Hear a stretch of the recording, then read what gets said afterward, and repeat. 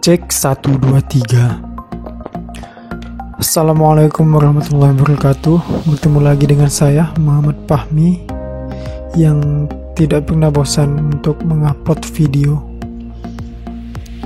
Video kali ini adalah tentang chapter 8 di kecerdasan buatan yang ditugaskan oleh Mr. Awangga lagi, yaitu tentang perkenalan generatif adversarial network, yaitu yang diambil dari buku yang dikarang oleh Khailas Ahirwar. Di sini kita memakai GitHub dari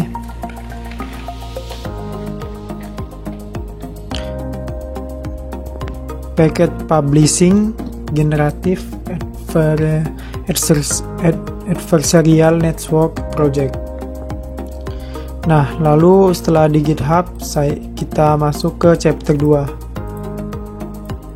Chapter 2 ini adalah si bahan yang akan kita kerjakan di chapter 8 kali ini. Selanjutnya kita langsung ke soal teori terlebih dahulu. Dan seperti biasa telah saya buatkan lateksnya agar lebih mudah dibaca dan dipahami. Nanti juga saya sertakan di GitHub. Yang pertama itu soal teori, jelaskan dengan ilustrasi gambar apa itu generator. Nah, apa itu generator? Generator ialah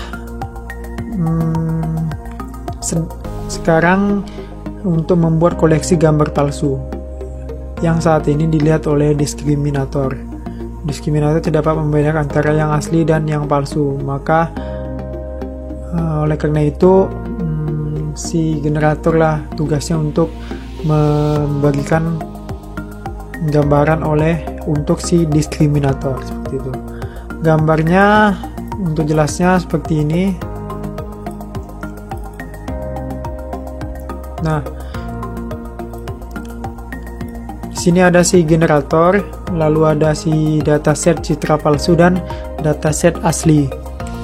Lalu setelah generator digenerate, maka diteruskan ke diskriminator untuk pembacaan mana yang asli dan mana yang palsu, seperti itu. Lalu yang kedua, jelaskan diskriminator.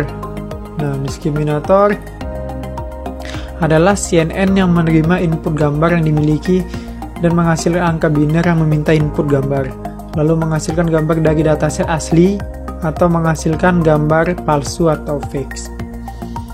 Ilustrasinya seperti ini, seperti yang tadi juga, dari gambar yang tadi juga. Setelah generator dibuat, lalu diteruskan ke diskriminator. Nah, diskriminator itulah yang berfungsi untuk menentukan gambar asli dan gambar palsu.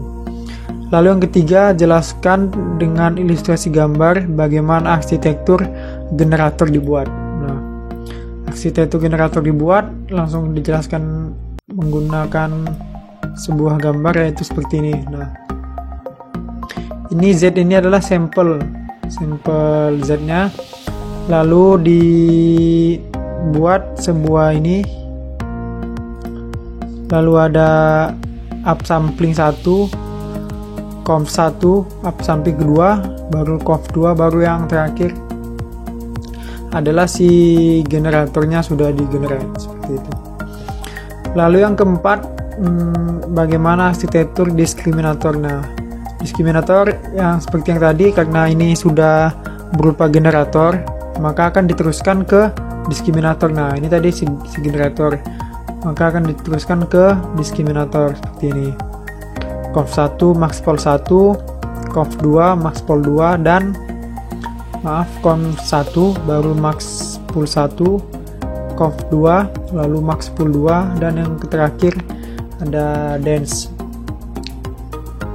Nah, di sini adalah sampelnya sebagai sampel Y, yaitu si generate diskriminator untuk menentukan gambar asli dan gambar palsu. Yang kelima, tolong jelaskan apa itu latent space. Latent space saya gambarkan seperti ini melalui GIF supaya lebih gampang. Nah, seperti ini. Dia adalah bagaimana sebuah model bisa meload model tersebut untuk memberikan citra yang baik dari yang sebelumnya, seperti itu. Lalu yang lanjut saja, apa itu adversarial play? Di sini juga saya sudah membuat gambarnya. Nah, ini adalah adversarial play, yaitu bagaimana kita melakukan random input vector, lalu kita generate model, lalu seperti yang tadi setelah di generate ada data contoh real dan data example-nya, lalu kita diskriminator seperti yang tadi, baru di-update model menjadi binary classification dari lato fact. Itu adalah si adversarial play, yaitu dengan memasukkan data random sebagai input gambarnya. Yang ketujuh, apa ini maksud dengan NAS equilibrium? NAS itu adalah sebuah library Python yang saya pahamin, yaitu untuk membuat teori permainan tentang studi interaksi strategis antara agen rasional. Sederhananya adalah studi interaksi ketika pihak-pihak yang terlibat mencoba dan melakukan yang terbaik dari sudut pandang mereka. Detailnya seperti ini, seperti ini. Kita mencari untuk bagaimana role player itu berubah menjadi kolom player untuk menentukan B-matrix game with payoff matrix. Ini mungkin saya kurang paham juga, nanti akan saya pahami lebih lanjut lagi. Lalu yang kedelapan, sebutkan dan jelaskan contoh-contoh implementasi dari GAN. GAN itu adalah 3 dimensi gitu, model 3 dimensi. Menurut saya implementasi dari 3D GAN yaitu pada Maps. Maps kan sudah ada model 3 dimensi ya, seperti misalnya kita bisa melihat jalanan atau melihat luar angkasa mungkin lah. Dan juga IKEA. IKEA itu kita bisa melakukan desain di rumah kita dengan barang-barang mereka gitu, tanpa kita membeli terlebih dahulu, seperti itu. Sudah menerapkan 3 dimensi yang bisa menarik perhatian pengguna. Yang ke-9, berikan contoh penjelasan beserta gambar untuk membuat generator neural network, lalu input layer sampai ke receive layer. Gambarnya sudah saya buat. Gambarnya seperti ini, nomor 9 ya. Nah, seperti ini ada random latent vector, lalu digenerate. Nah, digenerate, lalu generator itu sudah di-create bagaimana si fake image-nya yang akan diteruskan ke diskriminator, seperti itu. Lalu Yang ke-10, bagaimana arsitektur diskriminator dengan sebuah inputan layer dan 3 hidden layer dan 1 output layer. Seperti yang tadi, setelah kita membuat generator maka diteruskan ke Fekimexer, diteruskan ke diskriminator. Nah, diskriminator di sini dia tidak bisa membaca real atau fake gitu, dia hanya bisa membaca itu sebuah gambar.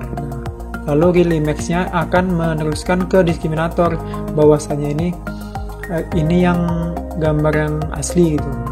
Diskriminator lah yang membaca fake atau realnya. Yang ke-11, bagaimana kaitan output dan input antara generator dan diskriminator. Gambar dari generator yang berhasil dideteksi oleh diskriminator sebagai gambar fake akan dikembalikan dengan feedback ke generator. Kini generator bertugas untuk bisa membuat sekumpulan gambar palsu yang nantinya dapat dilihat oleh diskriminator, lalu diskriminator tidak bisa membedakan fake dan real. Seperti itu. Maksud dari sini diskriminator ialah yang membedakan fake dan real. Lalu yang ke-12, jelaskan Kullbach's atau KL, baru divergence information radius. Ini adalah sebuah model rumusnya gitu, model rumusnya yang sudah misalnya dilihat di sini.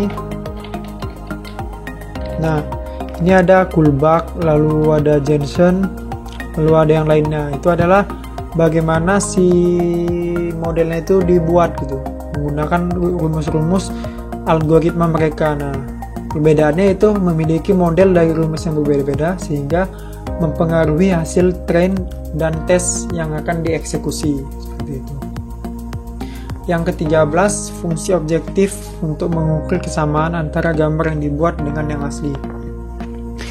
Ukuran penting untuk menilai kualitas model, yaitu fungsi objektif penting untuk menilai kualitas model, lalu kemudian akan melihat di keseimbangan NAS. Yang ke-14, scoring algoritma selain min, yaitu kita dijelaskan the inception score dan the Fred's inception distance. Yang pertama adalah algoritma penilaian yang paling banyak digunakan untuk GAN. Ini adalah yang paling banyak untuk digunakan untuk eksekusi GAN. Lalu yang selanjutnya, inception distance adalah untuk mengatasi berbagai kekurangan skor awal. Nah, yang tadi ini sudah dieksekusi ada kesalahan, maka ini adalah cara mengatasinya untuk berbagai kekurangan dari skor awal. Kemudian jelaskan kelebihan dan kekurangan GAN. GAN itu yang tadi ya, 3 dimensi, Generative Adversarial Network. Dapat memvisualisasikan kelebihannya, dapat memvisualisasikan bentuk model menjadi plot. Itu adalah yang saya rasakan. Kemudian pada kelemahan, model susah untuk diimplementasikan. Nah, kelemahannya itu yang membuat data training menjadi lemah. Seperti itu. Langsung kita ke praktek program. Nomor 1, disuruh menjelaskan tentang apa itu 3D convolution. 3D convolution atau konvolusi 3D adalah penerapan filter 3 dimensi ke kumpulan data dan filter 3 arah X, Y, Z untuk menghitung representasi fitur tingkat rendah. Lalu singkatnya, jaringan atau GAN tersebut berfungsi untuk memberikan gambar baru berdasarkan koleksi gambar yang telah ada sebelumnya selama proses training berlangsung. Seperti itu. Yang kedua, jelaskan kode program arsitektur generator networknya beserta penjelasannya. Nah, di sini sudah ada. Langsung kita ke spider. Kita belum ke spider, nanti di spidernya di nomor 9. Di sini sudah ada codingannya, yaitu kita membuat fungsi build generator, yaitu koordinator untuk melakukan create generator ialah gloss. Ini sebenarnya bukan gloss ya, itu generator loss. Sebenarnya G baru loss. Bentuk jaringan generator dapat dilihat berkebalikan dengan struktur jaringan saraf pada umumnya. Generator biasanya menerima input sebuah vektor Z, nah itu ada sampel Z, yang kemudian mengubah menjadi sebuah output 3D atau 3 dimensi seperti itu. Yang ketiga, kita disuruh untuk menjelaskan diskriminator networknya. Seperti yang tadi, ini adalah def fungsi dari diskriminator. Fungsi tersebut ialah untuk membuat di D_loss-nya, yaitu diskriminator loss. Jaringan diskriminator merupakan jaringan klasifikasi biner yang menerima input gambar 3 dimensi dan mengeluarkan klasifikasi menyatakan input gambar adalah asli dari dataset atau merupakan gambar buatan generator. Nah, di sini yang membedakannya adalah gambar dari generator yang berhasil dideteksi oleh diskriminator sebagai fake akan dikembalikan dengan feedback ke generator. Nah, lalu diskriminator yang membedakan gambar tersebut fake atau nyata. Yang keempat, jelaskan proses training 3D GANs. Proses trainingnya ialah dengan melakukan hypothesis sebanyak yang ditentukan. Hypothesis ini berpengaruh karena akan semakin banyak, maka proses trainingnya akan semakin baik. Yang kelima, jelaskan bagaimana melakukan settingan awal chapter 2 yang memenuhi semua kebutuhan. Nah, kalau saya, yang pertama cloning GitHub, lalu download dataset, lalu yang ketiga buat folder baru yang bernama logs and results untuk keperluan si waktu merunningnya. Yang keenam, jelaskan tentang dataset keseluruhan. Dataset yang digunakan adalah 3D ShapeNets yang berisi model-model bentuk benda dan lain-lain. Yang folder train berisi train dan folder test berisi data testing, dan semua data tersebut disimpan ke dalam folder volumetric data. Itu adalah ada di saya buat di SRC, lalu di data. Nah, semua adalah ada di sini si datasetnya, dan data-data yang tadi ada di volumetric data. Ada data airplane, ada car, ada chair, ada cone, ada bottle, dan yang lainnya. Lalu yang ketujuh, jelaskan apa itu voxel. Nah, voxel itu adalah volume pixel, yang disingkat voxel adalah titik dalam ruang 3 dimensi yaitu X, Y, dan Z. Gambarnya saya buat seperti ini. Ada sebuah pixel, nah diambil satu, lalu ada si volume pixelnya. Volume pixelnya seperti ini. Ada sumbu X, lalu ada sumbu Y, dan ada sumbu Z seperti itu. Lalu yang ke-8, visualisasikan dataset tersebut dalam tampilan visual plot. Langsung ke codingan, bagaimana kita memvisualisasikannya. Di sini saya memakai data testing chair atau sebuah kursi. Kita langsung running. Nanti akan berwarna merah sesuai yang kita tentukan di codingan.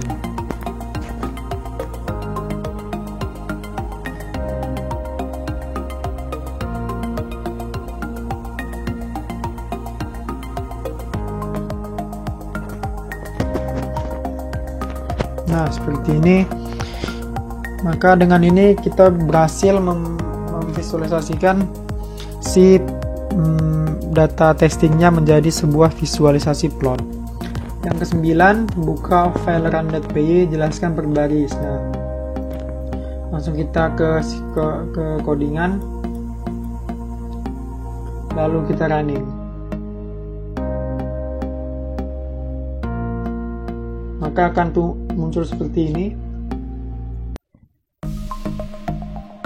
Lalu kita tunggu saja sampai prosesnya berlangsung. Nah, jika sudah selesai maka hasilnya adalah seperti ini. Yang ke-9.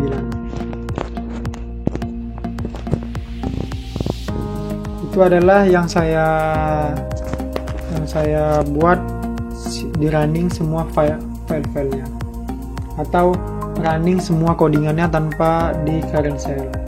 Sekarang kita ditugaskan untuk jelaskan fungsi generatornya.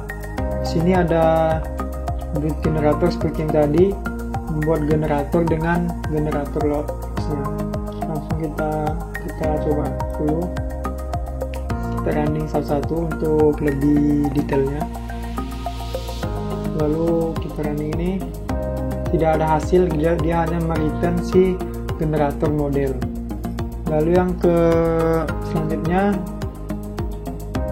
sudah saya buat berurutan, yaitu soal 10 menjelaskan tentang build discriminator. Build discriminator ialah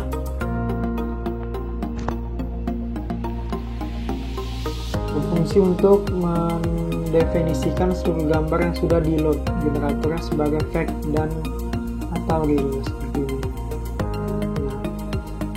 Sama seperti yang tadi, di sini hanya mereturn si model dari diskriminatornya. Lalu di sini adalah untuk membuat looks, white look, kita ada get 3D image, get voxel from matte, lalu ada save from voxel, lalu ada untuk men-save si plot show-nya dari matplotlib. Ini saja. Oke. Setelah itu kita ditugaskan untuk membuat atau menjelaskan apa itu arti if name sama dengan main. Itu adalah jika interpreter Python menjalankan if name sama dengan main sebagai program utama, itu ialah menetapkan variable name untuk memiliki nilai main. Nah, seperti itu. Yang ke-12, jelaskan secara detail codingan berikut.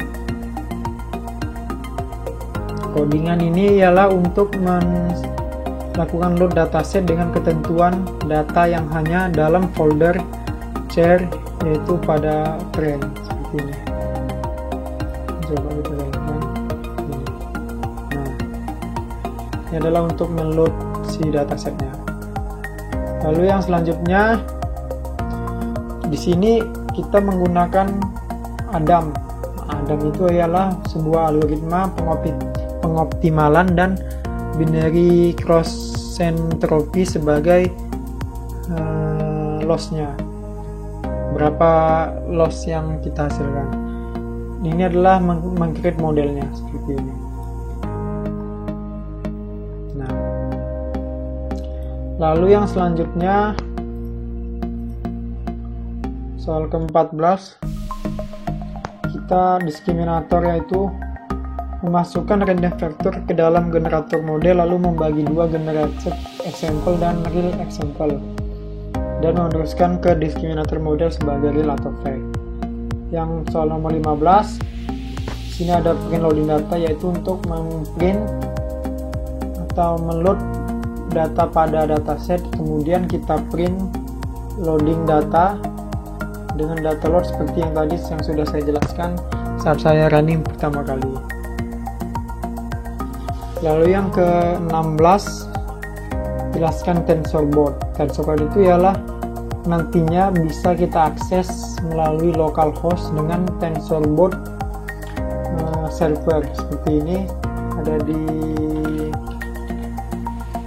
Ada di bukunya juga TensorBoard.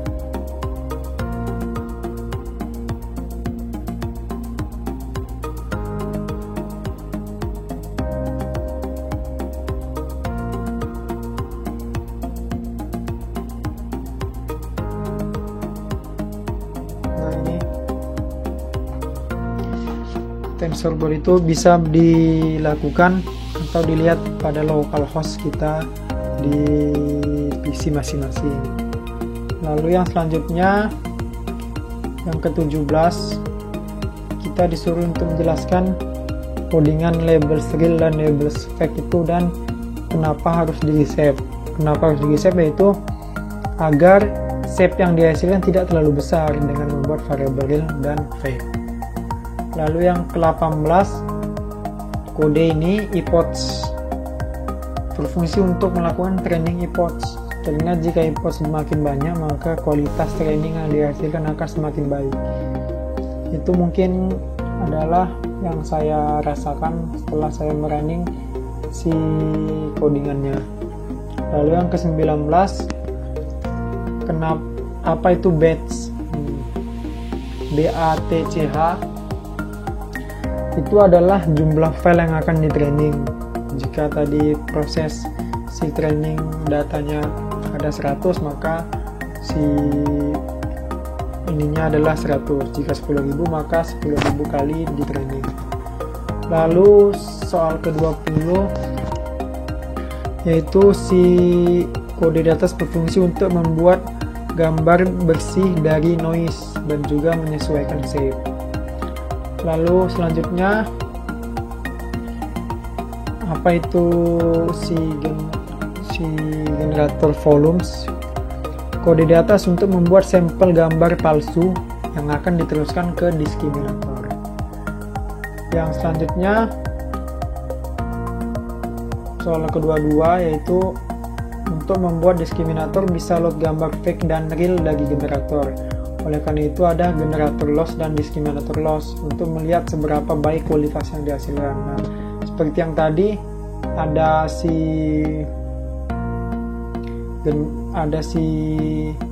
G_loss dan D_loss. Yang kedua tiga yaitu melakukan print generator loss untuk generator dan juga D_loss untuk diskriminator. Yang kedua 4, kita ini disuruh untuk mengapa ada perulangan di training gitu. Kenapa ada perulangan? Karena untuk melakukan perbandingan dari hasil yang sudah didapat gitu. Dari hasil yang sudah didapat, yaitu si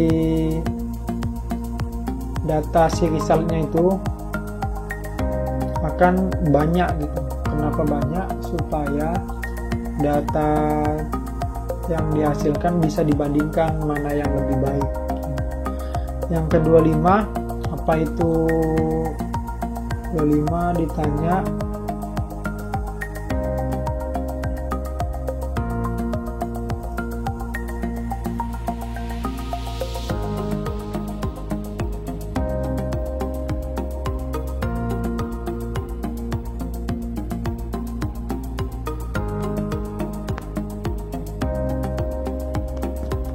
jelaskan apa itu TensorBoard. TensorBoard itu adalah sebuah aplikasi web localhost untuk memeriksa dan menyelesaikan grafik dari hasil TensorFlow. Yang ke-26, jelaskan apa itu format H5 pada model. File H5 adalah file data yang disimpan dalam format data hierarki atau HDF. Ini berisi array multidimensi data ilmiah. Nah, itu adalah model yang yang tadi kita create pada proses yang sebelumnya. Mengapa saya nggak secara real time dikasih ke layar? Karena prosesnya itu sangat lama. Jadi saya jelaskan dan sudah saya running sebelumnya. Lalu yang ke-27 atau soal terakhir yaitu dengan si fungsi prediksinya. Fungsi predik. Ini adalah tahap akhir untuk melakukan testing dari model yang telah dibuat dan buat model dari yang sudah di-create sebelumnya, yaitu generator dan diskriminator. Untuk ilustrasinya adalah sebagai berikut. Nah, saya kira seperti ini. Sampel Z dibaca lalu diprediksi, maka hasilnya adalah sebuah fungsi setelah kita lakukan training sebelumnya. Nah, mungkin sudah di penghujung waktu. Jika ada kekurangan saya mohon maaf. Kita bertemu lagi di chapter 9. Assalamualaikum warahmatullahi wabarakatuh.